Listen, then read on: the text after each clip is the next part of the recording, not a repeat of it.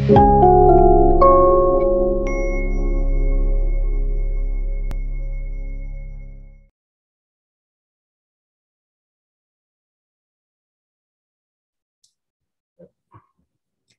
kita, misal ada waktu kurang lebih 10-15 menit ya, saya akan menjelaskan kepada Anda tentang bagaimana membuat latar belakang ya, dari sebuah proposal penelitian. Ini penting ya. Simak dengan bagus, dengan baik, bahwa betapa pentingnya Anda bisa menulis latar belakang dengan baik dalam sebuah proposal penelitian ya.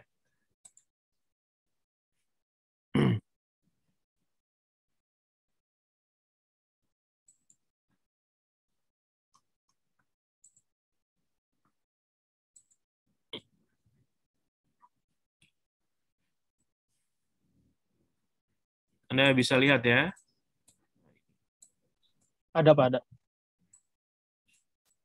Begini, hari ini kita bahas salah satu bagian penting dari proposal adalah latar belakang studi Anda, latar belakang penelitian Anda, background of your study dalam bahasa Inggris. Nah, background of your study, latar belakang penelitian Anda atau kajian Anda ya. Ini penting, latar belakang ini Anda kuasai dengan bagus. Nah, mari kita lihat. Nah, latar belakang. Mengapa latar belakang itu penting? Nah, nih. Sebuah latar belakang yang ditulis dengan benar, sebuah latar belakang dari sebuah proposal penelitian yang ditulis dengan benar, itu punya banyak manfaatnya. Nah, satu, proposal itu akan memberikan semacam konteks kepada pembaca, apa konteks dari penelitian yang akan Anda kaji itu. Menyediakan semacam konteks, wider big picture, wadah, yang memberikan wadah di mana yang menunjukkan letak penelitian Anda itu. Ini penting, ketika ditanya, Anda bisa menunjukkan tempat atau posisi penelitian Anda itu di mana, yaitu dalam konteks kajian-kajian yang relevan atau literatur yang ada. Yang kedua, sebuah latar belakang yang bagus, ini akan membantu pembaca untuk selalu tertarik dengan membaca proposal Anda. Kalau proposal yang bagus itu latar belakangnya bagus, sehingga mendorong pembaca untuk tetap membaca melanjutkannya. Jadi kalau latar belakangnya udah amburadul, tepararugu, sistematis, mana mau orang membaca melanjutkannya. Nah, kebanyakan proposal mahasiswa seperti itu, tepararugu latar belakangnya, sehingga kalau tidak terpaksa ya mungkin sudah berhenti membacanya. Nah, ini penting ketika Anda misalnya mengajukan proposal untuk grant atau dana penelitian. Latar belakang yang bagus akan mendorong pembaca untuk terus membacanya. Oh, naon ieu teh. Nah, kalau dari awal sudah tidak bagus, boro-boro mau memberikan dana, membaca aja udah males karena tidak bagus ditulis dengan benar. Oke. Nah, di sinilah problemnya. Kebanyakan Anda, mahasiswa dan pembuat proposal, tidak mengerti bagaimana membuat proposal pada bagian latar belakang. Ya, nah gitu. Oke. Nah, beberapa kesalahan saya ingin mulai melanjutkan dengan kesalahan-kesalahan dalam membuat proposal. Latar belakang dalam proposal. Pertama, sering terjadi calon peneliti termasuk mahasiswa membuat latar belakang itu terlalu panjang, berisi hal-hal yang tidak relevan, tidak ada kaitannya dengan topik dan masalah penelitian, jauh teuing, melebar kemana-mana gitu kan. Atau terlalu singkat, ya, terlalu singkat sehingga tidak bisa menggambarkan konteks atau posisi di mana letak penelitian ini dalam konteks yang lebih luas, dalam kajian yang relevan. Oke, solusinya bagaimana? Ketika membuat proposal, membuat latar belakang, tulisan itu harus memiliki panjang yang tepat. Tong panjang teuing, tong pendek teuing. Latar belakang itu hanya paling banyak 5-7 paragraf saja. Ya, nggak usah panjang-panjang. Mungkin 2 halaman cukup ini kan.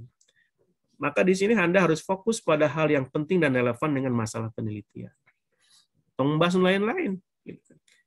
Kesalahan kedua, dalam latar belakang, Anda sering membahas tema-tema yang tidak berkaitan atau relevan dengan masalah penelitian. Masalahnya ke mana gitu, ya. Segala diasupkan, padahal tidak ada hubungannya dengan masalah penelitian Anda. Solusinya bagaimana? Anda harus fokus pada aspek-aspek penting dari masalah penelitian. Contohnya apa? Gap. Gap itu kesenjangan dalam literatur. Ketika Anda membahas masalah X, kan ada literaturnya. Anda fokus pada gap, bahwa masalah ini belum banyak dikaji orang. Nah, saya akan mengisinya dengan penelitian ini. Contohnya seperti itu. Atau Anda fokus kepada novelty atau kebaruan dari penelitian Anda ini. Fokus kepada sumbangan saya dengan penelitian ini terhadap kajian yang ada adalah ini. Dan menunjukkan juga betapa pentingnya penelitian Anda ini bagi kemajuan ilmu dan masyarakat.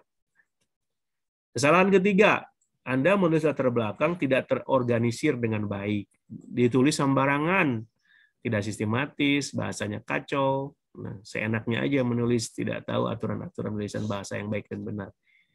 Sehingga akibatnya orang malas baca dan tidak mengerti. Walaupun sebagus adapun idenya, kalau tidak ditulis secara struktur dengan bagus, ya sebuah latar belakang tidak akan berhasil menarik pembaca. Solusinya bagaimana? Tulis latar belakang secara kronologis dan perkembangan topik masalah yang ditelitinya. Tulis dengan hati-hati, koheren, sistematis, sesuai dengan aturan bahasa yang ada. Ini penting, ya. Oke. Kemudian, kalau begitu, apa sih latar belakang itu? Nah, latar belakang itu biasanya ada di bagian awal sebuah proposal penelitian. Nah, karena awal menjadi muka. Kalau muka harus cantik, harus bersih, gitu kan? Bayangkan kalau Anda tampil di depan orang, muka Anda terparah rubuh, kotor, bagaimana orang tertarik dengan Anda? Maka latar belakang ada di bagian awal, bahkan di paragraf pertama harus bagus.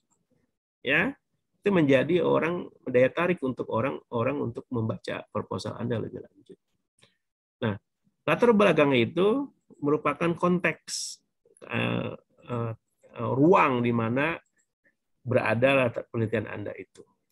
Kemudian latar belakang itu berisi penjelasan mengapa topik yang Anda pilih itu penting. Dan masalah yang Anda angkat itu adalah penting. Tunjukkan kepada pembaca bahwa topik yang Anda angkat ini adalah penting untuk diteliti. Ya.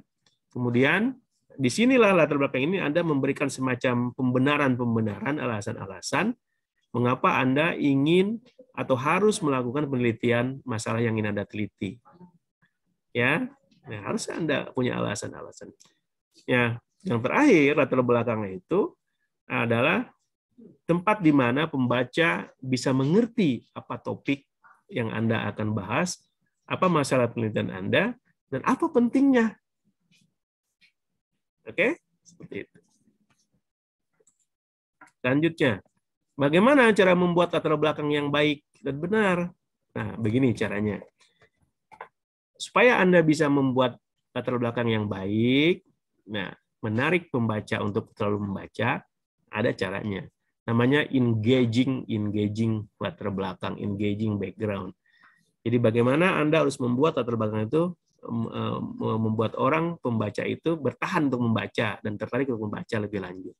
Caranya kumaha begini. Pertama, tulislah latar belakang itu seperti Anda sedang menulis sebuah cerita. Nah, tapi tidak sembarangan cerita tentang tema penelitian Anda dan masalah penelitian Anda. Anda boleh seperti naratif, ya gitu.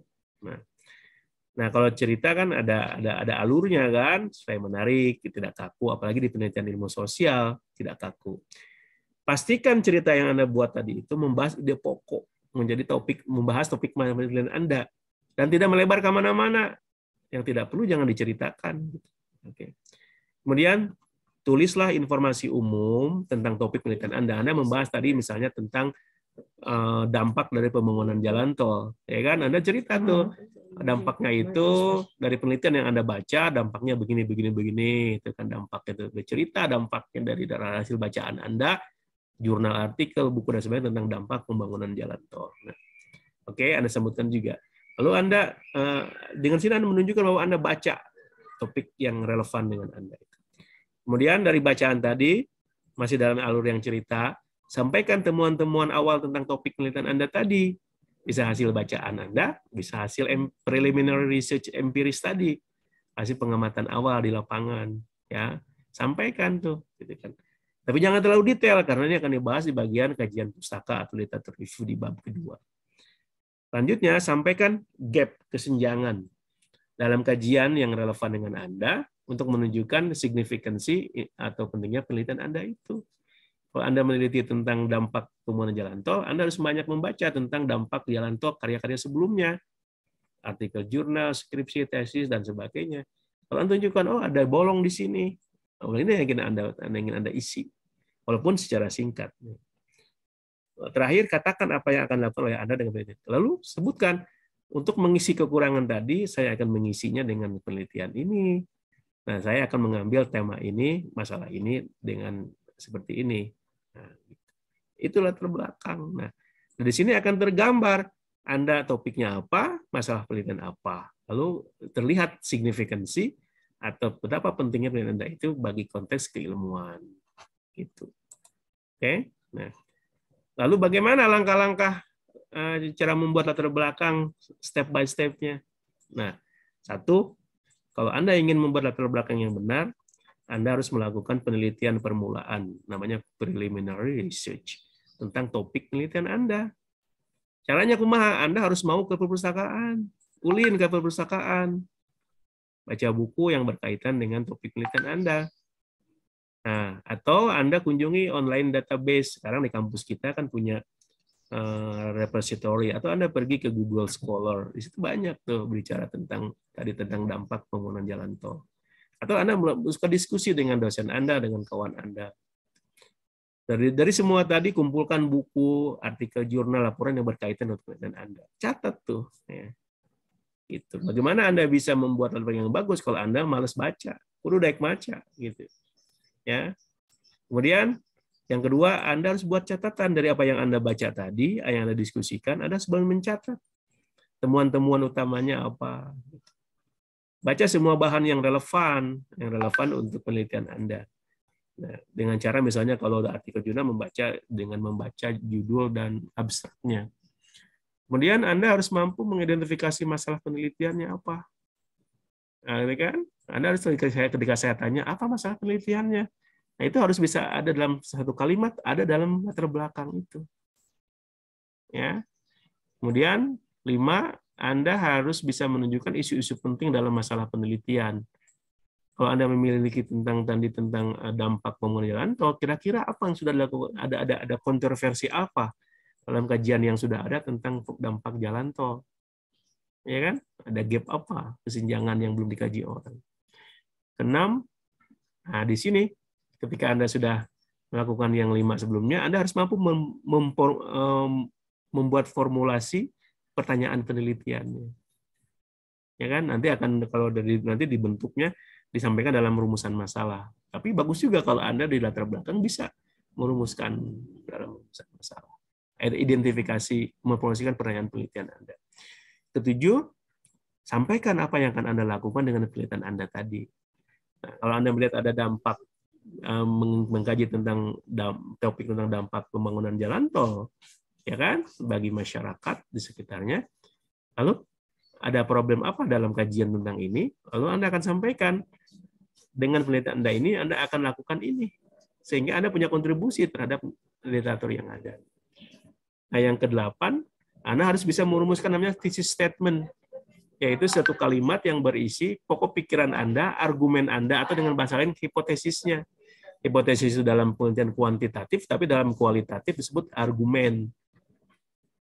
Contohnya gini, dalam penelitian ini saya berargumen bahwa pembangunan jalan tol itu tidak berpengaruh bagi munculnya perilaku konsumtif. Nah, contohnya seperti itu. Ya kan? Terakhir, jangan lupa, jangan Anda merasa percaya diri apa yang Anda tulis itu benar, maka harus dilakukan revisi. Revisi dalam menulis karya itu tidak pernah berhenti. Anda harus revisi masukan dari dosen, dan sebenarnya harus dilakukan revisi dan edit secara kebahasaan sebelum dikirim ulang ke dosen Anda. Oke. Itu ya. Nah, itu gambaran umum bagaimana menulis latar belakang. Nah, Anda baca sendiri tentang bahasan ini dari reader yang saya berikan kepada Anda. Tapi tadi mudah-mudahan bisa memberikan kepada Anda kumaha membuat latar belakang. Nah, apa aja yang harus ada, komponen apa yang harus ada dalam latar belakang, bagaimana cara melakukannya, dan sebagainya. Yang penting dalam latar belakang itu tergambar satu topik penelitian Anda, masalah penelitian yang Anda akan teliti, lalu signifikansi atau pentingnya penelitian Anda itu dalam konteks yang lebih luas, yaitu kajian-kajian yang relevan dengan topik yang Anda pilih. Itu sebenarnya. Oke, mudah-mudahan ngertinya. Nah, kalau nggak ngerti nanti tanyakan. Terima kasih. Hari ini kita sudah habis waktunya ya. Sampai ketemu di film berikutnya. Assalamualaikum warahmatullahi wabarakatuh. Sampurasun. Waalaikumsalam warahmatullahi wabarakatuh. Terima kasih banyak, Pak. Hatur nuhun, Pak. Jaga kesehatan, Pak. Teman-teman juga. Pak.